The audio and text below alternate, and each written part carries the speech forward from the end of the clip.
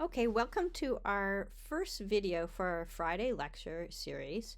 And today we're going to review probably some facts that you already know about phage genomes, but we're going to talk more specifically about mycobacteriophage genomes, but also what we know so far about curtobacteriophage genomes. How are these genomes organized? What are some features that we might expect to see in our own phage genomes? So this is a screenshot of the live phage stats from PhagesDB that I took probably yesterday, so it might be about a week old by the time you all are looking at this. And hopefully these numbers change a little bit over the next week as some of our phage genomes get added into PhagesDB database. But we can see that some trends here is that the majority of these phage genomes in the database were isolated on Mycobacterium. There's well over 2,000 of these. For those of us looking at curtobacterium phages, so far there are only 46 in the database, and of course that doesn't count the 10 new phages that we hope to add to the database. We know that phage genomes are sorted into clusters, and this is based a little bit on genome organization, but mostly it's based on whether or not two phage genomes share at least 35% gene content with each other. And so to date, there are many phage clusters for mycobacteriophages. And this is a figure from the paper we read last semester from Petri dish to patients, showing clusters out to AE, but I think there's been a couple more added since this splits tree diagram was made. So we also learned last semester that mycobacteriophage genomes are mosaic, and so I just wanted to reiterate what that mosaicism means as we start to actually look at their phage genomes. And what I have here is an alignment of genomes from cluster K, mostly from cluster K1, and many of these were isolated at UMaine. Here's Clipper and MacCat. Last year we had Megsy, and years ago we isolated a phage named Minx. Here's a cluster K3 genome, Cane, and just to show you what a phage genome looks like that's not related but aligned to these, I have a cluster E genome that we isolated last year, Stank. A reminder of how FAMReader maps work. So there's a ruler that shows the coordinates of the genome. These boxes above the ruler are genes in the forward direction. Any box below the ruler is a reverse transcribed gene. And the shading between the phage genomes indicates nucleotide identity. So how close are the sequences related? And purple indicates high sequence identity. And then to the opposite end of the spectrum at red, which shows some sequence identity but pretty low, and white indicates no sequence identity. So you can see just by all the changes in colors that there's quite a bit of mosaicism, particularly on the right side of these genomes. You can look at all these K1s and see that the left side is very purple, which shows that they're very conserved. And this makes sense because the left arm encodes for the lytic genes, which you would expect to be conserved across these K1 genomes. It's even conserved in this subcluster K3. But then we see a lot more changes and examples of mosaicism on the right arm. So I want to just reiterate what our definition of mosaicism is, and it's where we see genes or sequences of a phage genome that are found in other phage genomes but in a completely different genomic context. We like to explain this as thinking of a shared gene or a shared sequence as a tile in a mosaic, and that the flanking tiles or genes in one genome differ from the flanking tiles in a second phage genome. So here's an example of this in these cluster K genomes. I want to zone in on this region right here that encodes for the lysine A or the lysis genes. So here's a zoom in of that region. Here are the same genomes, including at the very bottom we have stank, which belongs to cluster E. This is lysine A, and you can see by the color of the box that this gene is identical across the K1 genomes, and the purple shading also indicates that there's high nucleotide identity. So the same colored box indicates that there's high protein sequence identity, and then the purple indicates high nucleotide identity. When we drop down here and look at cane, we can see that there's a blue box here. It is a lysine A, but there's really very little sequence. There's no sequence identity, maybe a little bit right here. And the blue box indicates that it belongs to a different gene fam. But if we look to the left of the cane lysine A, we see that this gene is found in all of the Ks, and this gene is also found in all the Ks. So this is essentially a different tile that's found in the cane genome compared to the tile found in all the K1s.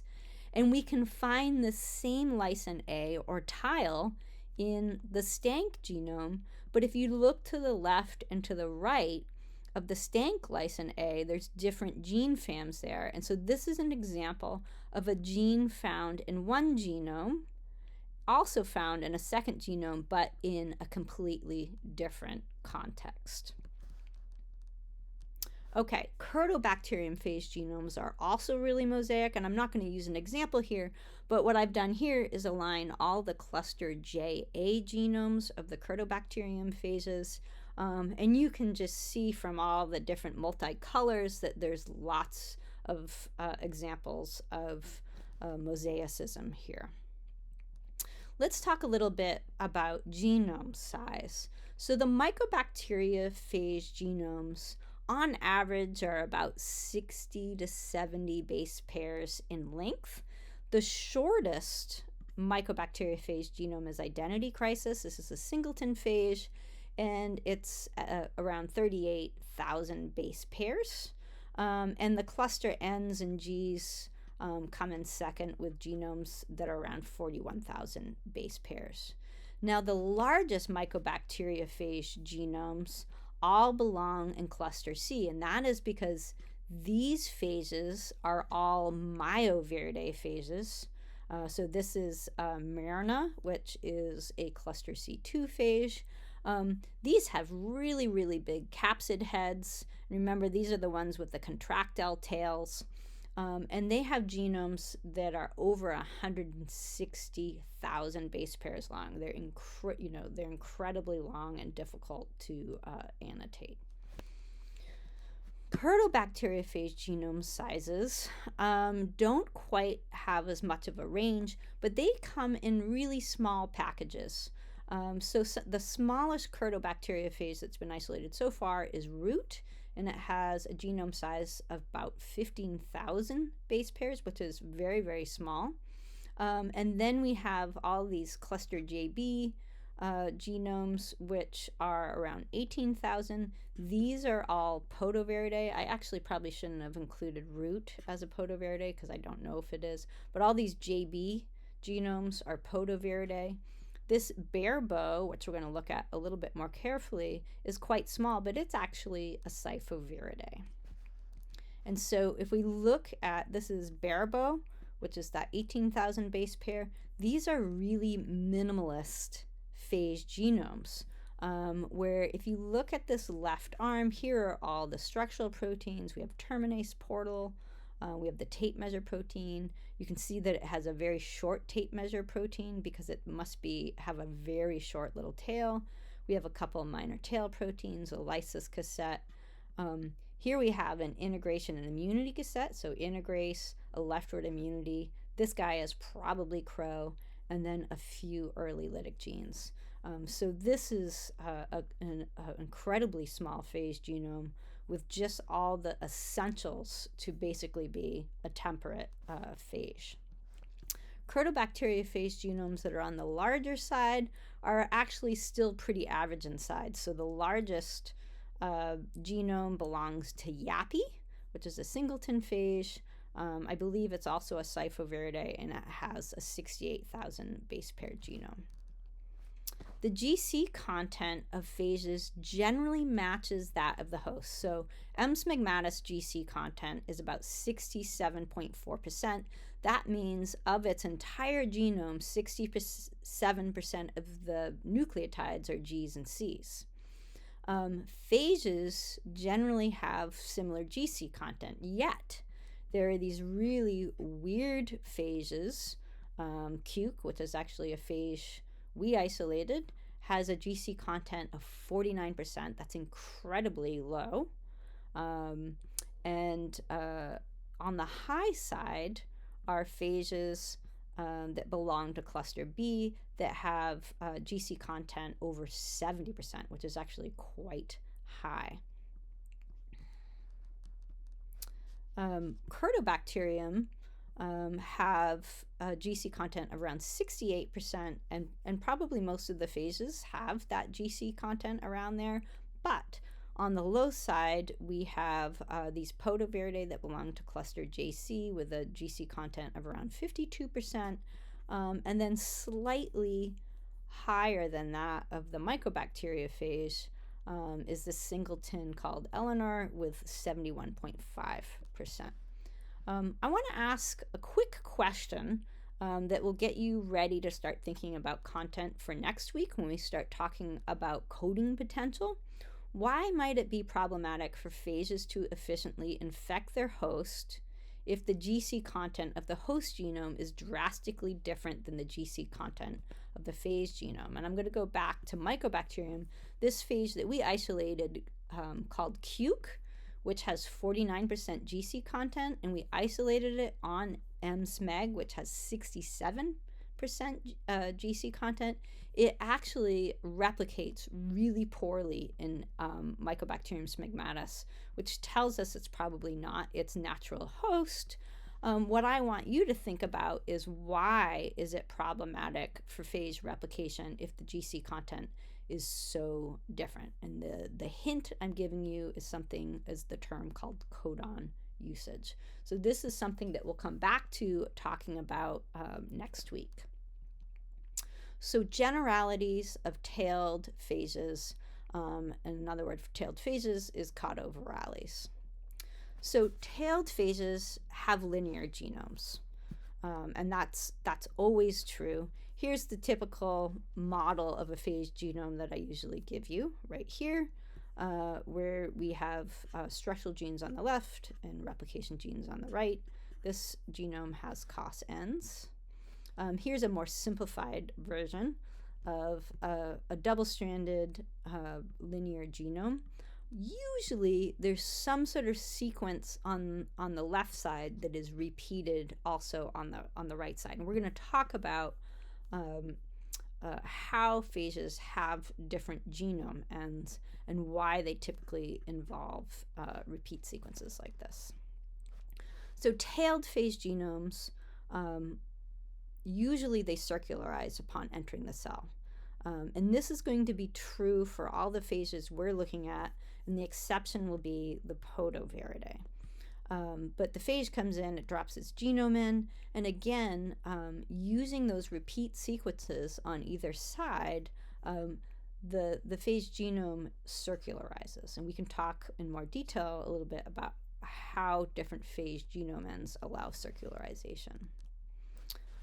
When the phage replicates its DNA, the result of that DNA replication process, most of the time, and again, Podoviridae will be our rule breakers, but most of the time, the result is a double-stranded DNA concatemer. And a concatemer is a really long stretch of double-stranded DNA that contains many phage genome units. So this is showing one single genome unit followed by many, many, many more. And we learned last semester there's a couple different ways you can get a double-stranded DNA concatemer. The process we learned about last semester is rolling circle replication produces a concatemer. The packaging process creates genome ends.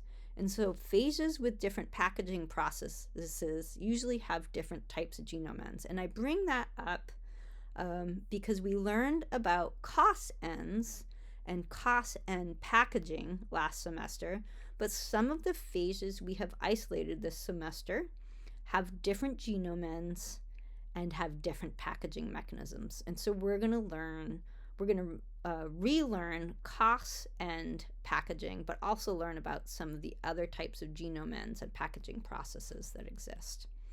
So there are 6 types of genome ends that we know about. One is the single-stranded cohesive ends, or COS ends, and again, we learned a lot about those cohesive ends last semester, and that is because most of the phages that we isolate will have cohesive ends. But there are also phages that have something called circularly permuted direct terminal repeats on the end, and so one of the phages we isolated this semester has these types of genome ends. There are also phages that have direct terminal repeats. These are genome ends that are direct repeats, and they're identical on each end, and they're identical across every single phage genome. They can be very short, like around 100 base pairs.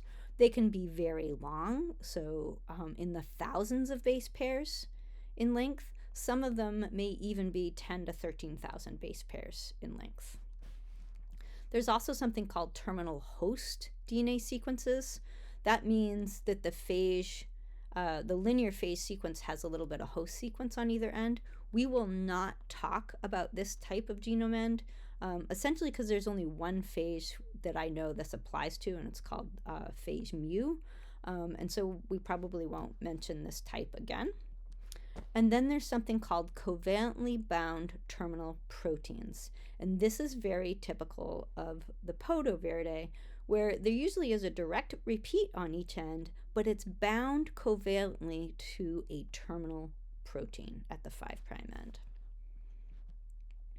So these first 5 genome ends are created because of a protein called terminase. And so we're going to talk a lot about terminase proteins. In order to talk about terminase proteins, let me remind you about the terminase structure and function. So packaging is carried out by the terminase, and this will be true across all of our phages, whether you're Cyphoviridae or Podoviridae phage. So a terminase has a certain structure. There's a DNA binding domain, and the DNA binding domain is usually found on the small subunit terminase, but it can also be found on a single terminase protein, the large subunit. This protein recognizes a specific sequence in the phage DNA so that the terminase packages phage DNA and not host DNA.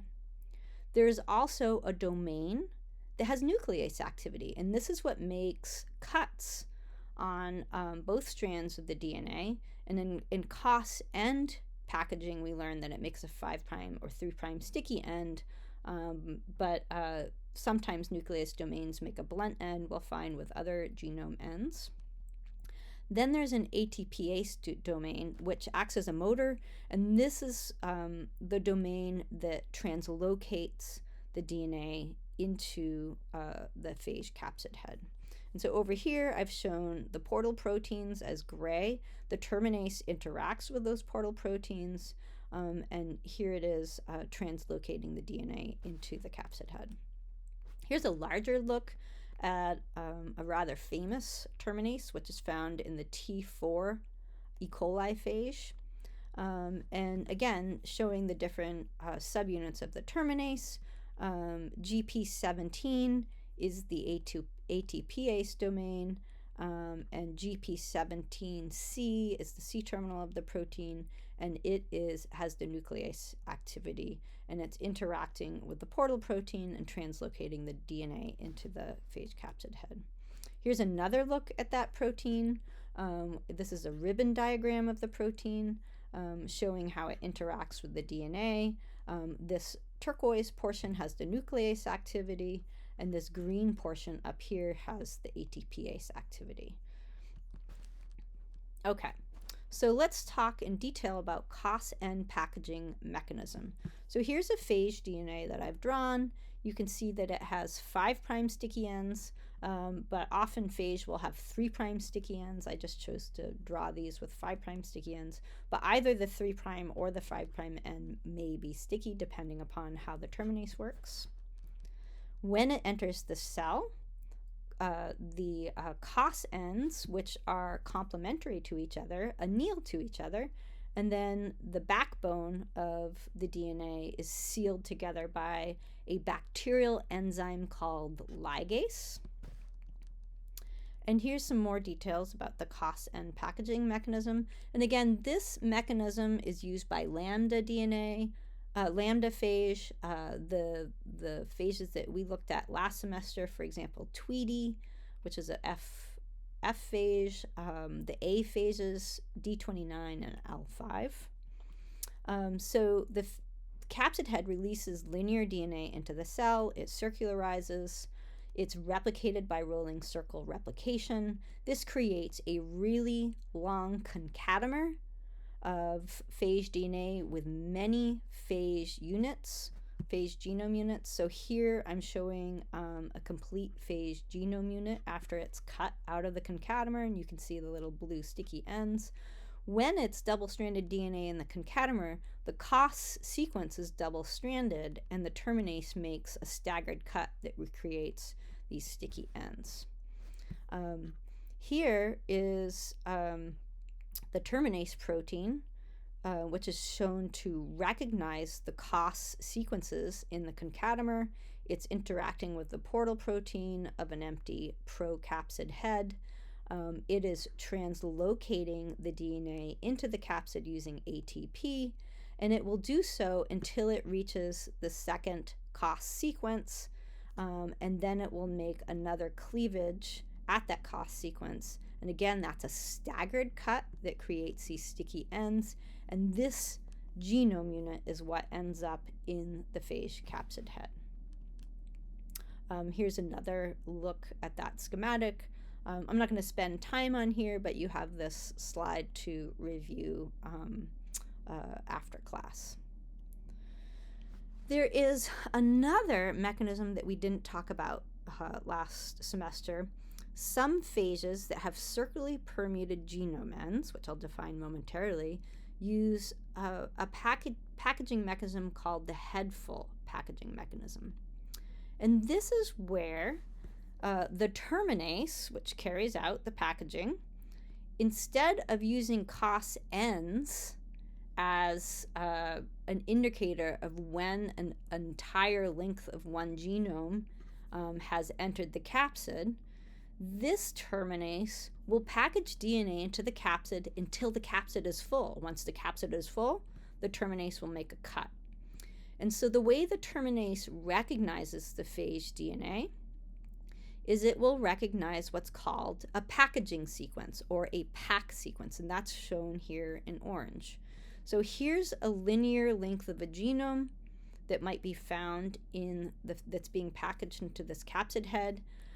Terminase will recognize the packaging sequence. It'll start to load the DNA into the capsid, and you can see that this is a long concatemer. And once this capsid is completely full with DNA, it will make a cut. Now, it'll make a cut at variable regions. It doesn't matter. It's going to make the cut when the head is full. And so here, this line represents where a cut was made. It'll go on to the next capsid, and it will load. It'll start loading the genome in, and until that head is full. And so the result is always an entire length of the genome has entered the capsid. The thing is the capsid can take not only one length of the genome, but usually it has the capacity to hold maybe 110% of a genome length, which means there is a repeat sequence on each end that is redundant, and that makes sure that a whole genome length enters this capsid. The thing is, when this terminase goes on to load the next capsid, it's starting at a different place, and it will load in an entire genome length plus a little bit more. But the ends of that genome are going to be different than the ends of this genome. So there'll be redundant DNA here and redundant DNA here, but this repeat sequence will be different than the repeat sequence found on this genome. And so circularly permuted simply means that the repeat sequences found on each genome and each capsid are going to vary between particles. And here's an example of that. So if these are 4 genomes that were packaged in a single cell, the first genome that was loaded might have redundant head genes on each end. The next phage genome loaded will have redundant tail genes on each end. This genome has redundant lysis genes on each end, etc. So every phage particle created in a single cell has a complete genome with direct repeats at each end, but each genome has a different repeat. In other words, the genome ends are redundant, which means the sequence is redundant, it's found twice, and it's circularly permuted. Podoviridae have completely different ends that I've seen before. They actually have the 5' end has a terminal protein that is covalently linked to the 5' end. And this is because this terminal protein plays a major role in DNA replication. If you guys recall from last semester, and you guys will relearn this in BMB 280 this semester, is that DNA polymerization requires a primer. It needs something to add nucleotides onto before it can start making a polymer. So here is, and as you guys also remember, it's the 3' end of one nucleotide that the next nucleotide is added onto. The terminal protein has a serine amino acid, which has a R group with a hydroxyl on it, and that hydroxyl serves as the primer for DNA replication. So a nucleotide can be added onto that hydroxyl group, and the result is something that looks like this, where you have a nucleotide that is attached to the serine amino acid through that phosphate group. And so we'll talk about this more specifically with groups that actually have podoviridae, but the result of DNA replication is a double-stranded DNA molecule that has a terminal protein connected to the 5' end of each protein. So the other thing that we need to learn about today is that genome organization is conserved. It's conserved in mycobacteriophages, and this is true of curtobacteriophages too. And mainly what we're talking about is it is conserved within the family. So Cyphoviridae phage genomes typically have the same genome order in the structural genes especially. So synteny is defined as the conservation of gene order on a chromosome or a genome. So what we've learned last semester that we're going to reiterate is the left arm of a Cyphoviridae phage usually encodes structural and assembly genes. These are the genes that are expressed during late lytic infection. And I have those highlighted here. These are the terminases, the portals, the proteases, all the genes that go into making up the capsid and assembling the capsid, or letting the assembled phage particles out of the cell. Here's the lysis cassette. The synteny of the structural proteins is particularly strong. They have a canonical order. Usually the first gene on the genome is a terminase, followed by the portal, the capsid maturation protease, etc. And you can learn more about the synteny of these genes in the anatomy of a phage. But typically the first gene is the small terminase, followed by the large terminase, the portal, capsid maturation protease, the scaffolding, and you can read through these. Then the minor tail proteins. What almost always follows the minor tail proteins is the lysis cassette. We haven't talked about the lysis cassette yet, but we'll come back to that. The right arm encodes what we call the early lytic genes. These are the genes that are like transcription factors and are also involved in replication of the phage genome. So here we see methylases. Often we'll see polymerases over here. There's lots of DNA binding protein. And the very first protein is the first lytic gene expressed during the lytic cycle, and this is this crow-like gene. Notice that it's divergently transcribed from the immunity repressor GP45 right here. The lysogenic genes, or the lysogenic cassette, is found in the center of the genome. So here we can see the attachment site P is adjacent to an integrase. Here we have the immunity repressor right here, divergently transcribed from CRO. Podoviridae are also going to have synteny. And this is going to be sort of a new genome order, not only for you guys to learn, but also for us to learn. Not everybody has to learn this, but if you become a person who's annotating a Podoviridae phage, you are going to have to determine what the canonical order of genes is for a podovirus. But just looking at this really quickly, we can see that it has some genes that we should recognize, like a major capsid protein. We can see that it has endolysins, which is the equivalent of lysin A. It has a terminase, but the terminase is 2/3 of the way down the genome. It's not the first gene in the genome. We see a single-stranded binding protein. Here is that terminal protein that we talked about that forms the 5' end of the DNA. So again, these look very different than the Cyphosviridae, and we're going to have to learn what the canonical order for genes are for Podoviridae. So why do we care about genome organization and synteny? Why is that something we have to learn? We can use our knowledge of phage genome organization and synteny as a tool and evidence to predict novel phage gene functions.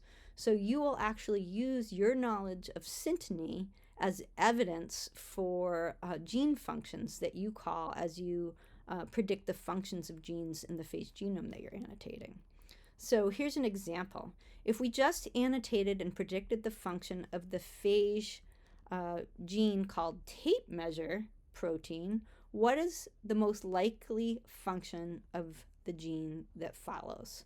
Well, if we go back and look at information describing synteny, you guys should predict that any gene that follows the tape measure protein immediately afterwards, there should be 4 to 5 minor tail proteins. So we would be looking to see, looking at the features of this gene to see if it corresponds to evidence pointing to a minor tail protein. So here are the tasks that you need to do to prepare for class on Friday. 1, I want you to learn the function of each of the phage structural proteins and the phage genes that are involved in assembly of the phage particle. And if you are rusty, there's a video describing the anatomy of a phage, and there are also, if you don't want to watch the video, which is about 16 minutes long, you can go to your OneNote page, and in the content you'll find a tab called the anatomy of a phage, and you can read through the different pages of that particular section of the content and learn the same information that's in this video. You also need to learn the basic organization of the phage genome, especially for the type of phage you are annotating. So what kind of genome ends does it have? How might its genome be packaged? And what is the general order of phage genes? Probably the best place to start here is learning about Cyphosviridae phages. And for those of you who have a phage that does something a little bit different, we can learn about the nuances of that phage genome later. And then learn about the genome ends and genome packaging. I want you to learn the COS-N mechanism because this is a mechanism you already know, but I want you to learn one new mechanism of packaging or a different type of genome ends.